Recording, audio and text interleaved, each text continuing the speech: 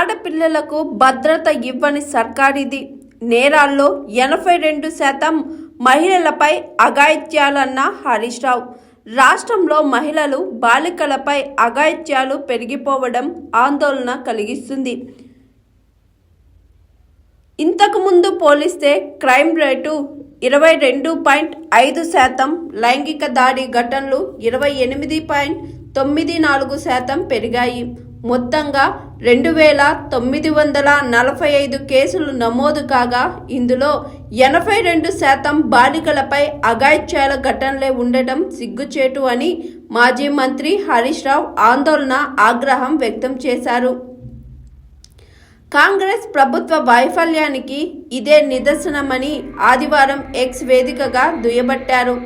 అంబర్పేటలో retired bank manager Gangareddy, ఆయన భార్య హత్యకు గురై 4 నెలలు దాటినా కేసు పరిష్కారం కాలేదని, 6 నెలల క్రితం హత్యకు గురైన బీఆర్ఎస్ నేత శ్రీధర్ రెడ్డి కేసులో కూడా నిందితులపై చర్యలు తీసుకోకపోవడం దుర్మార్గమని 8వ పేజీలో మండిపడ్డారు.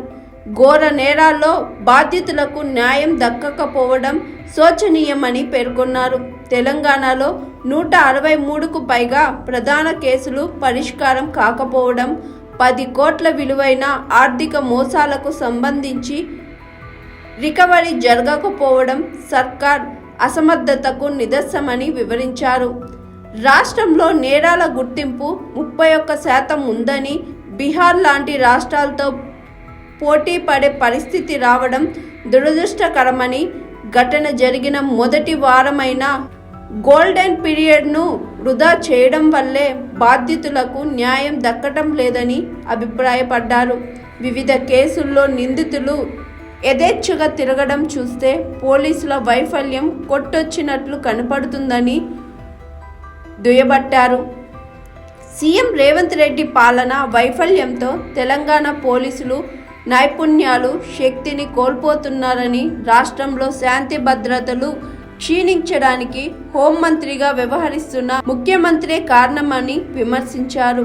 ప్రజా భద్రతను గాలి కొదిలేసిన ప్రభుత్వ పెద్దలు రాజకీయ దాడులకు పాల్పడడం దుర్మార్గమని ప్రశ్నిస్తే, కేసులు పెట్టడం, సోషల్ మీడియాలో అభిప్రాయాలు పంచుకుంటే వేధించడం ఈ ప్రభుత్వానికి రివాజుగా మారిందని ఆగ్రహం వ్యక్తం చేశారు. ఆఖరికి పేరు మర్చిపోతే కూడా కేసులు పెడుతూ ఇబ్బంది పెట్టడం ఈ సర్కార్కే చెల్లిందని ఎద్దేవా చేశారు. ప్రభుత్వ పెద్దలు పోలీసు వ్యవస్థను రాజకీయ కక్ష సాధింపులకు వాడుకోకుండా ప్రజా భద్రతకు వినియోగించాలని చురకలు అంటించారు హరీష్ రావు. మెరుగైన శాంతి భద్రతల నిర్వహణకు పోలీస్ శాఖకు కేటాయించిన బడ్జెట్ను విడుదల చేయాలని డిమాండ్ చేశారు మాజీ మంత్రి హరీష్ రావు.